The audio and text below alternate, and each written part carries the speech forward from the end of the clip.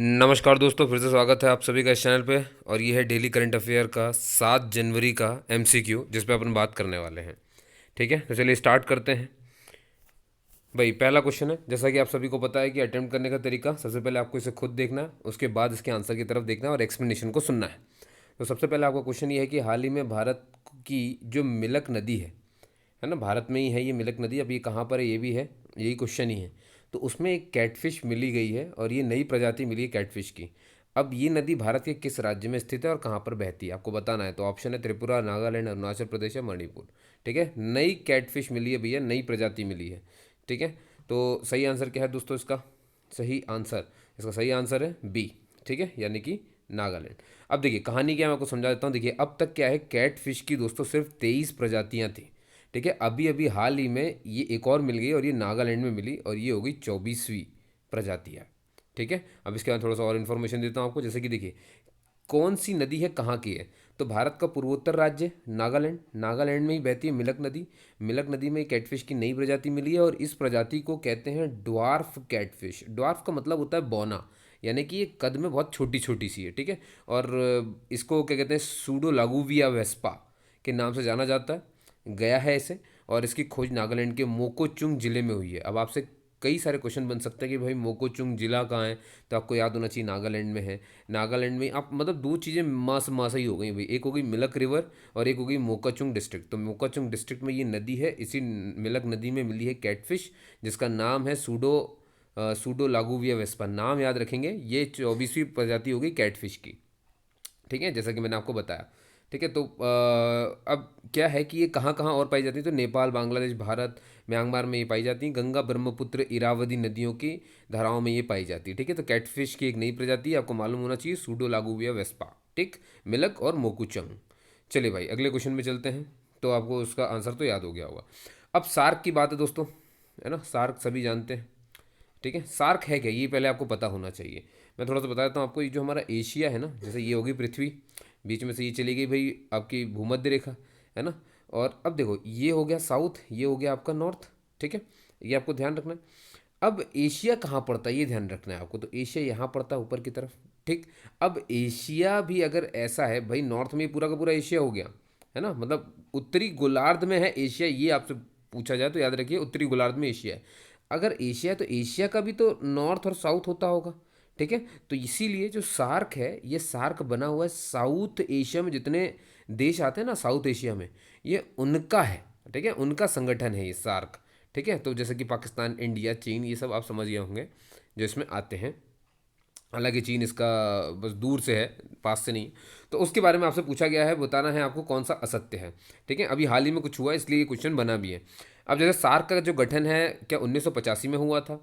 दूसरा, European commission, ठीक है, इसका पर्यवेक्षक सदस्य है।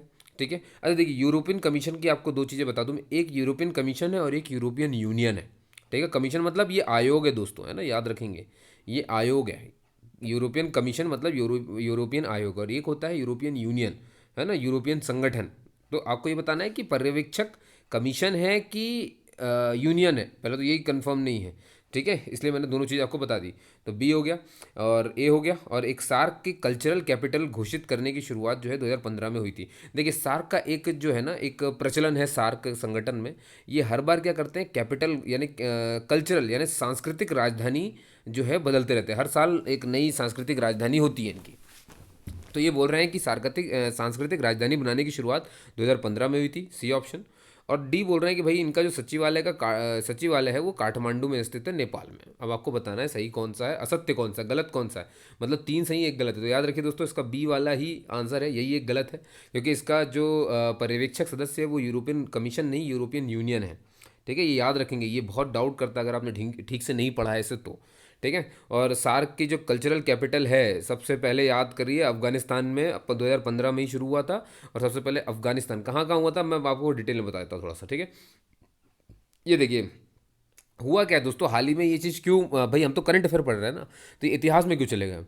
क्योंकि इस पर अभी क्या होने वाला है, सम्मेलन होने वाला है, और ये 19वां सार्क सम्मेलन होने वाला है जो कि इस्लामाबाद में होगा, पाकिस्तान में। ठीक है, सार्क संगठन का। ठीक है। और भारत को हाल ही में फिर से न्योता भेजा गया है, और न्योता किसने भेजा भैया? वहाँ के जो विदेश मंत्री हैं शाह महमूद कुरैशी, इन्होंने बुलाया और उन्होंने ये तक कह दिया कि अगर भारत फिजिकली नहीं आ सकता तो वो वर्चुअली उसमें शामिल हो जाए, उससे कोई दिक्कत नहीं है। अब बात है कि हुआ क्या था, पिछले साल की जो प्रोग्राम था संगठन का सार्क का, ये रद्द हो गया था। क्यों? पाकिस्तान की जिद थी भैया कि हम तालिबान को इसमें शामिल करना चाहते हैं, तो बस भाई इसमें हो गई झड़प और ये जो है बैठक नहीं हो पाई थी। तो इस बार फिर से उन्होंने बुलाया और इस बार तो मतलब लगेंगे आप बस आ जाओ।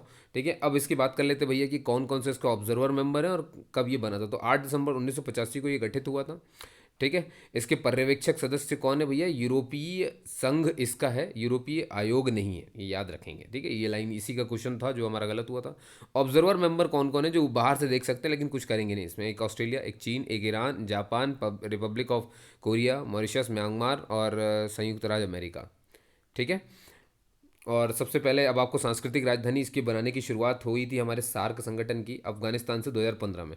तो सबसे पहला जो सांस्कृतिक राजधानी बनी थी वो अफगानिस्तान की बामियान थी। उसके बाद बांग्लादेश का मेहसानगढ़ बना था। फिर उसके बाद भूटान की राजधानी थिम्पू बनी थी। और फिर भारत को इसकी सांस्कृतिक राजधानी घोषित किया गया था। क्लियर है दोस्तों? चलिए आप समझ गए। अगले सवाल की तरफ चलते हैं। तीसरा जो हमारा, हाल ही में केंद्रीय आयुष मंत्री जो हैं हमारे, उनके द्वारा निम्नलिखित में से किस जगह पर हार्टफुलनेस इंटरनेशनल योग एकेडमी, हार्टफुलनेस दिल से बना हुआ है और योग से बना हुआ है, मतलब योग की वो कसरतें जो हार्ट को मजबूत करती हैं, ऐसी एकेडमी बनी है और वो भी अंतर्राष्ट्रीय लेवल पे, इसीलिए नाम क्या रखा है? हार्टफुलनेस इंटरनेशनल योग एकेडमी की आधारशिला रखी गई है। तो कहाँ रखी गई है? अहमदाबाद, हैदराबाद, नई दिल्ली, लखनऊ। तो याद रखिए हैदराबाद में रखी गई है। ठीक है दोस्तों, हैदराबाद में ये जो एकेडमी बनी ना, इतना ही नहीं दोस्तों, इस एकेडमी का एक एक रूम इतना बड़ा है कि 100 बच्चे एक साथ जो है ट्रेनिंग ले सकते हैं। डिजिटल रूम बना हुआ है, डिजिटल एडिटिंग रूम बना हुआ है। ठीक है, बहुत योग पुस्तकालय बना हुआ है, जो डिफरेंट डिफरेंट जितने भी योग संस्थान हैं जिन्होंने भी बेस्ट बुक लिखी वो सब यहाँ पे रखा हुआ है। ठीक है, प्री नेटल क्या कहते हैं उसको, जो प्रसव से पूर्व है वो भी योग कक्ष बनाया गया है। 200 लोगों के बैठने वाली क्षमता का एक व्याख्यान कक्ष बनाया गया है, रिकॉर्डिंग के लिए कक्ष बनाया गया है। मतलब आप समझ रहे हैं, हर चीज़ वहाँ पर कर दी गई है। ठीक, तो अब आप समझ गए होंगे मैं क्या कहना चाह रहा था। तो ये कहाँ, ये हैदराबाद में हुआ है, ये ध्यान रखना है आपको। अगला प्रश्न हमारे सामने दोस्तों कि राष्ट्रीय खाद्य तेल आयाम तेल ऑयल, राष्ट्रीय खाद्य तेल ऑयल पाम मिशन व्यापार शिखर सम्मेलन का आयोजन कहाँ किया गया है? गुवाहाटी, चेन्नई, हैदराबाद, रांची। तो इसका भी आंसर हैदराबाद है दोस्तों, ये भी हैदराबाद में ही हुआ है ना। आप देख सकते हैं ये कौन सा शिखर सम्मेलन है जिसका आयोजन चल रहा है। ये शिखर सम्मेलन खाद्य तेल ऑयल पाम मिशन है। ठीक है, देखिए क्या होता है कि जो खाद्य तेल है ना, ये हम बाहर से बहुत मंगाते हैं, तो इसको अब जो है इसका निर्यात हम ज़्यादा करते हैं। अभी आप सुनेंगे पूरी चीज़ मैं आपको बताऊंगा। तो जैसा कि आप देख सकते हैं, सी इसका आंसर है, हैदराबाद में ये आयोजन हुआ था, है ना। मैं सब बताऊंगा आपको, ध्यान सुनना। होना क्या है कि देखिए, हमें बनना आत्मनिर्भर है, तो उसी विजन को ध्यान में रखते हुए क्या हुआ है कि 2 बार हो चुका है ये, है ना। जो पाम ऑयल का जो मिशन, पाम ऑयल तेल खाद्य तेल ऑयल पाम मिशन व्यापार शिखर सम्मेलन जो सबसे पहला हुआ था, है ना, वो हुआ था पूर्वोत्तर राज्यों के लिए। मतलब समझ गए ना, नागालैंड, असम, अरुणाचल प्रदेश, मणिपुर, मेघालय, ये जहाँ पड़ते हैं अपने, ये जो पूर्वोत्तर राज्य हैं, ये पहला उनके लिए हुआ था। और अभी जो हुआ है 28 दिसंबर 2021 को, ये हुआ है उनको छोड़ करके बाकी सबके लिए। पूर्वोत्तरों को के लिए तो सबसे पहले हुआ, और अब जो हुआ 28 दिसंबर 2021 को, ये बाकी राज्यों के लिए हुआ। ठीक है, शिखर सम्मेलन, और ये हैदराबाद में हुआ था इस बार, है ना। और जो किसकी अध्यक्षता में हुआ था? केंद्रीय कृषि एवं किसान कल्याण मंत्री की अध्यक्षता में ये किया गया था, ये आपको ध्यान में रखना है। ठीक है, अब और सुन लीजिए, ये मिशन का ऐसा दूसरा शिखर सम्मेलन है। मैंने बताया ना, पहला कब हुआ था? 5 अक्टूबर 2021 को। ठीक, और ये पूर्वोत्तर राज्यों के लिए हुआ था। और जो अभी आप देख रहे हैं ना, ये पूर्वोत्तर राज्यों के अलावा, उनको छोड़ दीजिए पूर्वोत्तर को, अन्य राज्यों के लिए हुआ है ये वाला। ठीक है, तो 2 बार हो चुका है ऐसा, ध्यान रखेंगे। अब ये क्या काम है वो सुनेंगे, देखिए। तो ऑयल पाम मिशन खाद्य तेलों की आयात निर्भरता क्या कर रहा है? ये जो ऑयल पाम मिशन है, जो हम खाद्य तेल है ना जो हम मंगाते हैं, तो उसका आयात जो हम करते रहते हैं, उसकी निर्भरता कम कर देगा और खाद्य तेलों में देश को आत्मनिर्भर बना देगा। ठीक है, ये आप समझ गए। तो ये निर्भर बनाने के लिए होता है। अब कुछ और हैं जो आपको ध्यान रखना है, डाटा बहुत इंपॉर्टेंट है। इनका ये कहना है कि ये योजना देश में ऑयल पाम के बागान, मतलब खेती होती है ना ऑयल पाम की, के तहत अतिरिक्त 6.5 लाख हेक्टेयर लाएगी। भाई अतिरिक्त 6.5 लाख, क्यों? परिणाम स्वरूप क्या होगा कि देखिए, ऑयल पाम का क्षेत्रफल, अब देखिए क्षेत्रफल की बात करूंगा और उपज की भी बात करूंगा। तो पहले जो क्षेत्रफल था, मतलब जो 2025-26 तक 10 लाख हेक्टेयर, और ये 29-30 तक हम इसे 16 लाख हेक्टेयर में बोएंगे। और क्रूड पाम ऑयल का उत्पादन देख लीजिए, 25-26 तक हमारा 11.20 लाख टन का है, और 29-30 तक हम इसे 28 पॉइंट तक लेके आ जाएंगे। मतलब सोच रहे हो, डबल से डबल करते चले जा रहे हैं हम इसे। ठीक है। और हैदराबाद में ये दूसरा व्यापार शिखर सम्मेलन हुआ। शेष भारत के उन राज्यों को कवर करेगा जिनके पास ऑयल पाम की खेती के लिए महत्वपूर्ण संभावित क्षेत्र है, जैसे कि आंध्र प्रदेश हो गया, तेलंगाना, तमिलनाडु, केरल, कर्नाटका। मतलब आप समझ जाइए कि ये जो साउथ आप देख रहे हैं लगभग लगभग, ठीक है, और गुजरात भी है, गोवा भी है, छत्तीसगढ़ भी आ रहा है, लगभग साउथ आ रहा है इसमें ना। 3.25 लाख हेक्टेयर ऑयल पाम पौधारोपण का लक्ष्य रखा गया। मतलब इनमें होगा भैया 3.5 लाख हेक्टेयर का। तो याद रखिएगा कि मतलब एक तरह से क्रूड ऑयल के ये मतलब क्षेत्र भी पाए जा रहे हैं। तो इससे भी आप थोड़ा ज्योग्राफी को इससे कनेक्ट कर सकते हो कि नीचे का जो क्षेत्र है हमारा, वो खाद्य तेल, पॉम ऑयल के इनके लिए बड़ा मतलब लाभकारी क्षेत्र माना जा रहा है। ठीक है। अब चलिए लास्ट क्वेश्चन है दोस्तों हमारा, कि देश में बागवानी फसलों के संदर्भ में निम्नलिखित कथनों पर विचार करना है आपको। जो बागवानी फसलें होती हैं ना, फसलें, उनके बारे में। तो देश के सभी बागवानी फसलों से प्राप्त कुल निर्यात आय में मसालों का योगदान 41% है ना। इसका मतलब क्या हुआ है, देश के सभी बागवानी फसलें, मतलब देश में जितनी भी बागवानी फसलें होंगी, उनसे जो भी कुल निर्यात होता है, भाई आयात मतलब तो हम लेके आते हैं, निर्यात मतलब हम भेजते हैं, तो हम जो भेज रहे हैं उसमें पैसा मिलेगा। तो ये पूछ रहे हैं कि कुल निर्यात आय जो भी हमारी हुई है, आय जो भी हम बेचते हैं, जितनी हम बागवानी फसलें बेचते हैं, उनमें क्या मसालों का योगदान 41% है। वहीं दूसरा पॉइंट यह है कि वहीं यह कृषि कमोडिटीज़, जो कृषि कमोडिटीज़ होती हैं, में केवल समुद्री उत्पादों, गैर बासमती चावल और बासमती चावल से पीछे चौथे स्थान पर है। मतलब नंबर 1 पर समुद्री उत्पाद हो गए, दूसरे नंबर पर हो गए बासमती चावल, और तीसरे नंबर पे हो गए आपके सॉरी दूसरे नंबर पे गैर बासमती चावल, और तीसरे नंबर पर बासमती चावल, है ना। तो उपयुक्त में से कौन से कथन सही है? केवल एक, केवल दो, एक और दो, ना तो एक और ना ही तीन। ठीक है। तो इसका सही आंसर है दोस्तों सी। सी का मतलब दोनों के दोनों बिल्कुल सही हैं। और हाँ दोस्तों, ये दोनों के दोनों बिल्कुल सही है। ठीक है। ये जो बागवानी फसलें हैं, जितनी बागवानी फसलें होती हैं, उनमें मसालों की बात अगर करें तो 41% कमाई मसालों की वजह से होती है। जितनी बागवानी है ना, तो 1 2 3 4 5 जितनी भी होंगी, उनमें एक बागवानी एक मसाला भी है।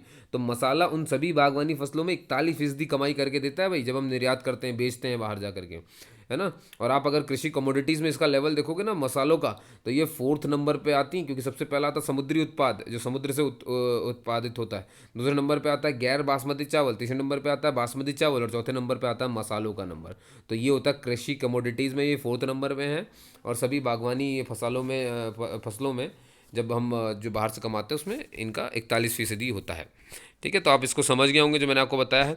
अब थोड़ा सा मैं बता देता हूँ आपको डिटेल में, और कि जो हमारे कृषि हाल ही में क्या हुआ था, जो केंद्रीय कृषि एवं किसान कल्याण मंत्री हैं, यानी कि नरेंद्र सिंह तोमर जी, कृषि कल्याण किसान मंत्री, इन्होंने मसाला सांख्यिकी एक नज़र में 2021, ये एक पुस्तक का जो विमोचन किया हुआ है। क्या है पुस्तक का नाम है? मसाला सांख्यिकी एक नज़र में 2021। इस पुस्तक में इन्होंने सभी प्रकार के मसालों का आंकड़ा जो है वो संग्रह करके इसमें रख दिया है। इन आंकड़ों में ये बताया गया है कि भैया कौन से मसाले कितने क्षेत्र में, क्या उत्पादन, उत्पादकता, कितना निर्यात होता, कितना आयात होता, कितना भेजते, कितना मंगाते हैं, कीमत क्या है देश भर में, और उत्पादित विभिन्न मसालों के उत्पादन के मूल्य शामिल हैं। मतलब सब लिख दिया उन्होंने इस किताब में मसालों के बारे में, देश भर में जितने भी मसाले हैं। इसमें बताया गया कि देश में मसालों का उत्पादन 7.9% वार्षिक वृद्धि दर के साथ, देखो 2014-15 में इतना था लाख टन, और अब ये देखो, सबसे पहले मैं उपज बताता हूँ ना। तो 2020-21 में अब ये जो है, अभी इसमें हमने देखा जो 106 लाख टन है। आप सोच रहे हो 14-15 में, मतलब लगभग 5 साल में आप देखिए कि लगभग 50 लाख टन हमने बिल्कुल वृद्धि करी है उसमें, है ना। और अब क्षेत्र की बात कर लो, ये तो उपज हो गया कितना लाख टन। अब क्षेत्र की बात कर लेते कितने लाख हेक्टेयर में था। तो मसाला क्षेत्र जो था वो 32.24 लाख हेक्टेयर था। अब बढ़ करके हो गया भैया ये 45.28 लाख हेक्टेयर। ठीक है। लगभग लगभग 10-12 हेक्टेयर बढ़ गया है। तो आपको ये भी ध्यान रखना है। ठीक है। और योगदान 41% है, तो मैंने आपको बता ही दिया। चौथे स्थान पर आता है, ये भी आपको पता ही है। और भाई मंत्रालय का ये कहना है कि ये बढ़ोतरी इसलिए हुई क्योंकि हमने जो इतने सारे विकास कार्यक्रम चलाए, कौन कौन से चलाए भाई? एकीकृत बागवानी विकास मिशन, राष्ट्रीय कृषि विकास योजना, परंपरागत कृषि विकास योजना, प्रधानमंत्री कृषि सिंचाई योजना आदि। तो इस तरह से बहुत सारे उन्होंने चलाए हुए हैं। तो समझ गए दोस्तों, तो ये था करंट अफेयर हमारा 7 जनवरी 2022 का, जो आपके यूपीएससी, आईएएस, एमपीपीएससी, बीपीएससी, आप जो भी पीएससी दे रहे हो उन सब में ये आएगा। और डेली के 5 प्रश्न जो होते हैं मैं लेकर के आता हूँ, जो बहुत इंपॉर्टेंट है और आप इन्हें खुद भी देख सकते हो, है ना। बेतुके के सवाल नहीं है, काम के सवाल आपके लिए लेके आता हूँ मैं। ठीक है दोस्तों, तो आपने मुझे सुना उसके लिए बहुत बहुत धन्यवाद। मुझसे जुड़े रहें, और मैंने बहुत सारे जो है नोटिफिकेशंस की जानकारी दी हुई है, तो आप उन्हें भी जा करके चेक कर सकते हैं। ठीक है, जैसा कि मैं आपको कुछ तो मैं बता ही देता हूँ यहीं पे। जैसे कि देखिए, सेबी की भर्ती निकली हुई है, 24 जनवरी लास्ट डेट है, इसको ज़रूर देखिएगा। ठीक है, और बीएसएफ कांस्टेबल, ट्रेड्समैन, इसमें मेल फीमेल दोनों के लिए है। तो भाई मेल कैंडिडेट ऐसा कि फीमेल तक, अपनी बहनों तक, जो भी हैं, जो भी एलिजिबल उन तक ये पहुंचाइए ताकि वो भर सकें। इतनी पोस्ट है ट्रेड्समैन की। एमपीपीएससी के लिए मैंने बताई थी 10 जनवरी आज से जो है डेट शुरू हो चुकी है इसको फॉर्म भरने की, आप भर सकते हो। और दोस्तों, गायत्री एजुकेशन क्लासेस जो मेरा एक और चैनल है, उसमें 30,000 सब्सक्राइबर्स हो चुके हैं। ये सब आपके प्यार की बदौलत हुआ है। उम्मीद करता हूँ डिस्कशन विद मनोज में भी जल्द होगा, आपका प्यार बरसेगा इसमें। और बैंक ऑफ बड़ौदा में जो नौकरी खुली थी 100 से अधिक वाली, ये भी देखिएगा। ये सब मैंने बना के रखे हैं, ये सब आपके लिए। इनके एडमिट कार्ड, रिजल्ट, सबकी जानकारी मैं दूंगा आपको, बस मुझसे जुड़े रहना है और आपको बिल्कुल परेशान होने की जरूरत नहीं है। करंट अफेयर और नोटिफिकेशन की तो आप चिंता ही मत करो, मतलब क्या जानकारी आप तक पहुंचनी है वो मैं बिल्कुल पहुंचा दूंगा, और बिल्कुल लॉजिक वाली, है ना। ऐसे नहीं कि कुछ भी फैक्ट के साथ, ठीक है, सबूत के साथ, प्रूफ के साथ अपन बात करेंगे, ऐसे ही नहीं। ठीक है, अपन सिलेबस पर भी बात करेंगे हर एग्जाम के। अगर आपको कहीं पे कोई सिलेबस दिक्कत दे रहा है तो आप मुझसे पूछ सकते हो, मैं बिल्कुल आपके लिए अगला वीडियो से बनाऊंगा। ठीक है दोस्तों, आप ही के लिए करना है सब कुछ, तो आप मुझसे जब बोलेंगे मैं बिल्कुल करूंगा दोस्तों, और बिल्कुल श्योर करूंगा उससे। एसबीआई में जो है रिक्रूटमेंट, उसका भी देख लीजिएगा, लास्ट डेट बहुत नज़दीक है। और ऐसे प्रसार भारती के लिए मैंने बताया था, मास मीडिया वाले और सिर्फ ग्रेजुएशन वाले भी इसे देख सकते हैं।